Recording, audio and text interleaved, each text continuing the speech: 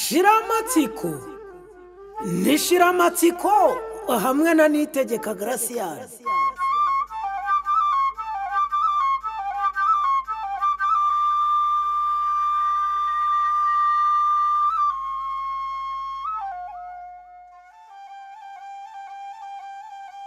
Rwabugiri yari umwami w'igihangange. Rwabugiri yari inkotanyi cyane, ni ukuvuga indwanyi kandi itsinda. Rwabugiri yatinywaga n'amahanga. Aha tugiye kureba icyatumye Gotzen ashyikirana na Rwabugiri, ariko twibaze ngo ese ubundi Gotzen na Oscar Bowman nibo abazungu ba mbere bageze mu Rwanda. Ngayo igihe kirekire ngo u Rwanda rwabereye abazungu n'abacuruzi b'Abarabu igihugu cy'amayobera kivugwa nk'imigani kuva mu mwaka w'1894 kuzageza mu mwaka w'1920. U Rwanda ngo barwanditseho ibitabo byinshi, ndavuga abo bakoroni n'Abarabu b'abacuruzi. Bavuga ko rutagerwagamo n'umuco wo hanze yarwo. Ngo icyo bari bitayeho cyane ni uko u Rwanda rwari rwaramaze igihe kirekire rutinjirwamo n'amahanga, rukaba kandi rwarakoronijwe bitinze cyane. U Rwanda ngo cyari kikiri igihugu kitazwi. Abarabu bamaze igihe kirekire barananiwe kwinjiramo kandi ngo barabishakaga cyane, ku buryo bivugwa ko ngo hari umwarabu w'umucuruzi ukomeye bitaga Hamed Ibrahim ngo wari utuye i Karagwe, wari warashatse igihe kirekire kugirana umubano w'ubucuruzi n'umugabekazi w'u Rwanda, ariko iteka ngo byari byaramunaniye, yarahatirije byaranze. Ngo icyo abazungu ba mbere bazengurukaga bashaka ngo yari isoko ya Nili, kandi ni ikintu cyitaweho kuva kera cyane. Ngo bifuzaga kumenya amayobera bitiriraga imisozi y'ubufumbira cyangwa imisozi y'ukwezi y'uburengerazuba bw'u Rwanda. Ikindi bifuzaga ko ari ukumenya ibiri mu Rwanda bijyanye n'ubucuruzi ndetse n'iyobokamana bishobora kuba byahakorerwa.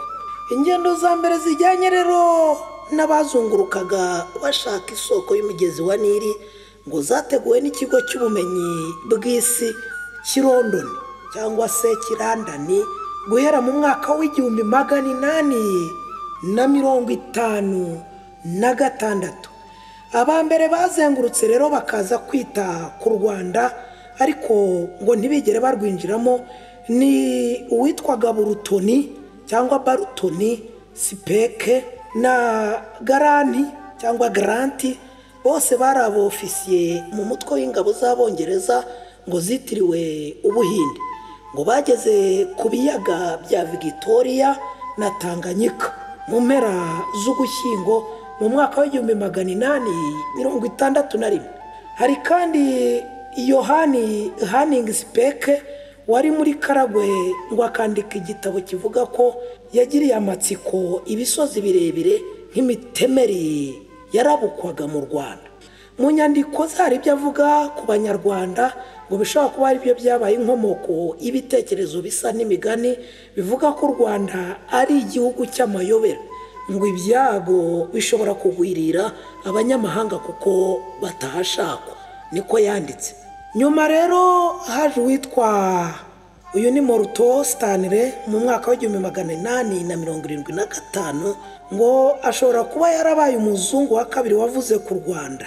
Inkuru ngo yayikuraga ku Barabu bacuruzaga amahembe y'inzovu ngo bagacuruza n'abacakara, ariko ngo bakaba batarashoboye gucuruzanya n'u Rwanda kugeza icyo gihe mu mwaka w'1875. Yashakaga rero ngo gusobanukirwa amayobera y'icyo gihugu kitazwi cy'ingoma igikomeye ituwe n'abantu bataziwe inkomoko yabo, ariko banga ko igihugu cyabo kivogerwa n'abanyamahanga.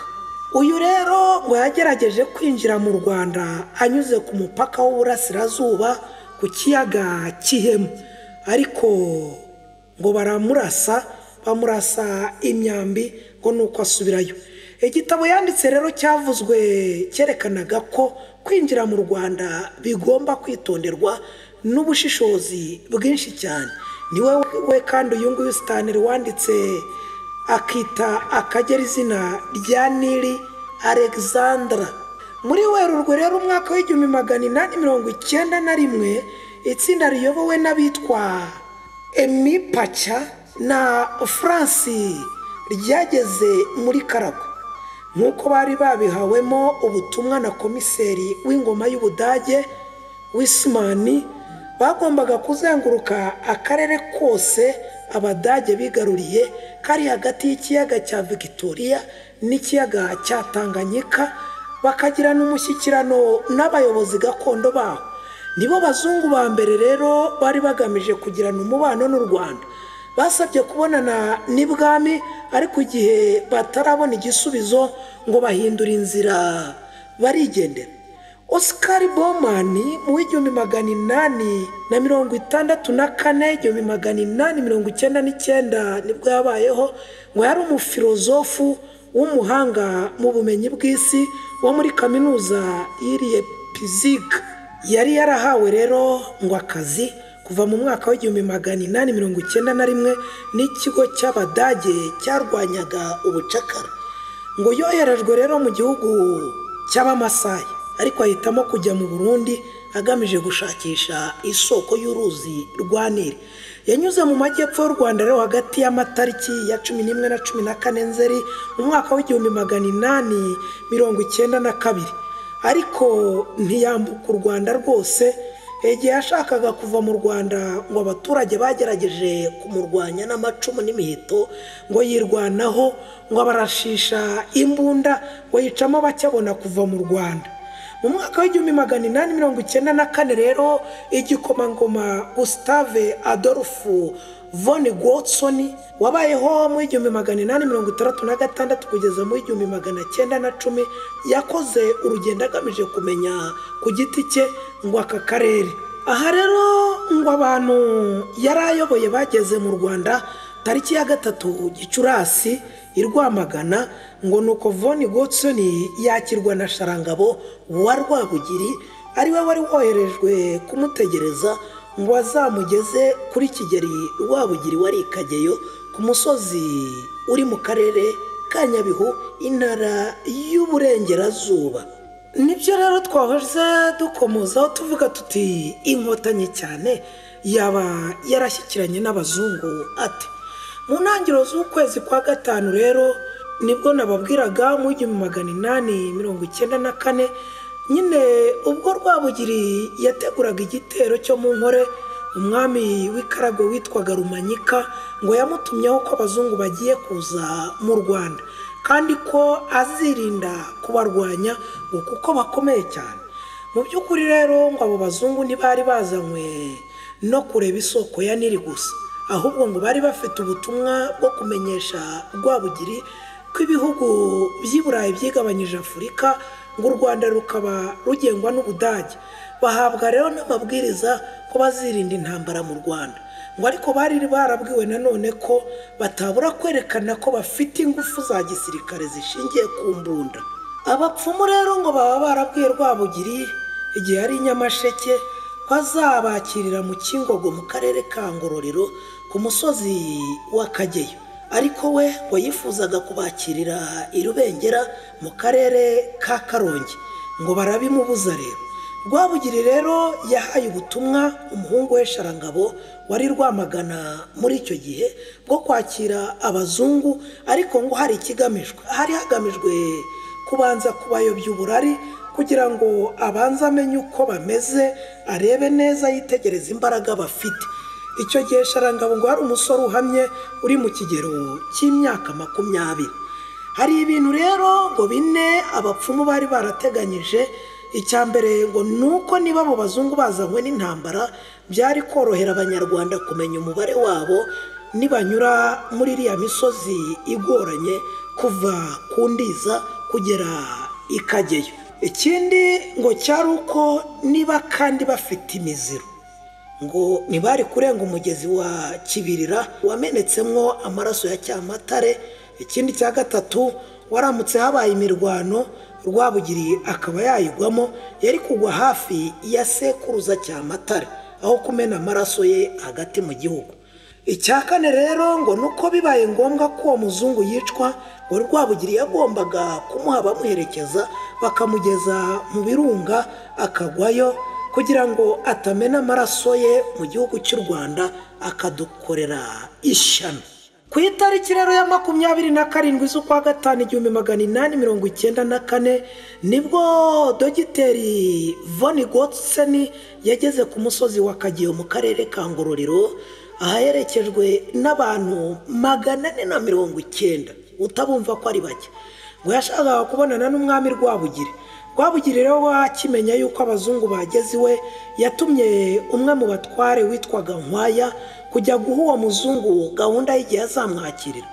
Dogiteri igikomangoma von Gotzen Adolf yabonye hashize ngo iminsi 2 yose umwami ataramwakira, areba ukuntu imvura imunyagirira ngo n'imbeho nyinshi yo kuri uwo musozi, ngo yifatira icyemezo cyo kumusanga mu ngoro ye.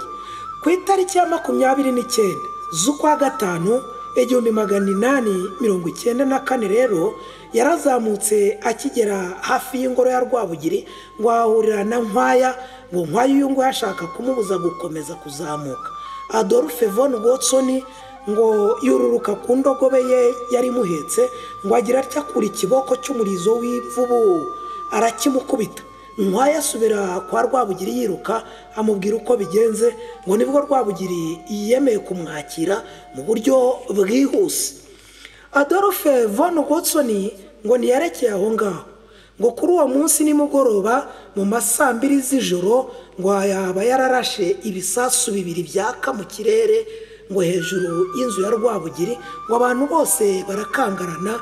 Mu gitondo cya kare ngo nabwo ngo ingabo ze ngo ibyukira mu mwitozo wo kurasa, zerekana ingufu nyine zifite zishingiye ku mbunda. Ibi ngibi bikava mu gitabo cya Alexis Kagame Abrégé de l'Histoire kuri page ya 96. Abandi bakavuga ko ibi bishobora kuba ari amakabya nkuru, ahubwo Rwabugiri yakiriye von Gotzen kandi akagendera kuri rya tegeko yari yarahawe ko batarwanya. Ariko dukomeze uko aba babivuga. Rwabugiri rero ngo bishobora kuba byaramuteye ubwoba, hanyuma ngo yohereza umuhungu we Sharangabo ajya kubaza abazungu ibyo bifuza byose. Muraza kumbaza mutese bavuganaga mu kihe kirimi, ariko mwibuke ko baga bafite abasemuzi b'igiswahili. Nubwo Rwabugiri imbere rero yari yarabahaye inzoga mu bibindi 7 n'ihene zo kurya 44, ngo yongeyeho ibimasa 2 n'izindi hene 64, ibicuba by'amata ngo bitabarika, abagaragu babikoreza 29 n'amahembe y'inzovu 2 ngo manini. Abazungu rero ngo babona gutuza, niko babivuga.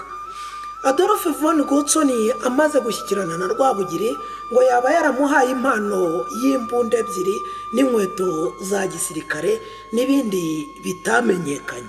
Rwabugiri nawe amuha andi mahembe 2 y'inzovu. Hanyuma umuzungu akomeza urugendo yerekeje mu misozi icira umuriro, ubwo ni mu birunga bya Karisimbi, Nyamuragira na Nyiragongo, iyo hakurya aho twaje kunyagwa, hanyuma akaba muri Kongo. Agenda rero ngo atabwiye Rwabugiri ubutumwa abamwohereje bari bamuhaye. Hagati aho rero Nkwaya muramwibuka, umwari wahawe gahunda, ubu tubyita ngo ni misiyo yo gutangira von Gotzen ngo atagera ku ngoro ya Rwabugiri akaza gukubitwa ikiboko cy'umurizo w'imvubu. Ngo yari afite uburakari bw'uko yakubitiwe imbere y'imbaga ari umuntu wa mugabo. Yari yahawe ubutumwa rero bwo kujya gutegera von Gotzen mu birunga, ngo yamutegeye rero mu gico ku Gisenyi, aho umuzungu yamanukiye ashaka kuzanyura iyo mu Kivu ngo akomeze we n'abamuherekeje. Ngo baba barirariye rero mu mahema mu mucyamo w'umusozi wa Rugerero, ni hariya hafi n'ahahoze gereza ya Gisenyi n'ibitaro, hafi aho ngaho hariya naza harya iyo hoteli nshyashya ikomeye cyane, iyi hoteli y'akataraboneka hafi ya Tamutamu. kiriya kibuga. Mu rukerera rwo ku itariki ya 17 z'ukwa gatandatu 1894 abasirikare bari baryamye ngo bagiye kumva bumva imyambi iratobora amahema. Abari ku izamu rero ngo barasa amasasu ya mbere, ingabo zisohoka icyarimwe n'imbunda zabo. Nibwo rero ingabo za Nkwaya ngo zahagwaga ari nyinshi, izindi zirahunga. Ngo haba harapfuye abantu benshi rero, ariko bamwe bakavuga ko hapfuye abagabo 4 n'umugore umwe muri abo ngabo. Abandi 6 ngo barakomereka. Bukeye rero umwe mu baganga bari baherekeje von Gotzen ngo azinuka ajya kwa Bisangwa hafi yo ku Nyondo kumubaza impamvu yamugabyeho igitero. Bisangwa amusobanurira neza, asanga ngo nta ruhare yari abifitemo. Niko kumusaba kumutiza ngo amato yo gutwara abikorezi be ngo ava aho hantu. Bisangwa rero ngo amubwira ko amato yose afite ubutumwa agiye kujyamo ku rugamba rw'Ibunyabungo, ariko ngo yaramubeshyaga ngo bari bagiye mu birori by'umuganura i Nyamasheke. Ngayo nguko uko bamwe babivuga, ikishobora kuba cyaratumye Rwabugiri atuza agashyikirana n'abazungu ngo ni ukumukanga, bamukangishije imbunda. Abandi rero bakavuga ko amateka yemewe cyangwa se ukundi byagenze ari uko yari afite ayo makuru ko atazarwanya abazungu, agashyikirana nabo bakumvikana, mbese uwo murage akawutanga ku bana be. Hanyuma aribyo Rutarindwa yakurikije ndetse na Musinga mu gushyikirana n'abazungu. Muzajya musoma, wasoma nk'igitabo Yuhi wa 5 Musinga Rugwiza kurinda umwami w'u Rwanda mu nzira y'ubunyereri, cyanditswe na Gasake Auguste afatanyije na Dogiteri Gatera Frederico ufite PhD, cyangwa se mugasoma amateka y'u Rwanda kuva mu ntangiriro kugeza mu mpera z'ikinyejana cya 20, cyandikiwe i Kigali muri 2016, cyangwa se mugasoma kimwe nababwiye cya Alexis Kagame.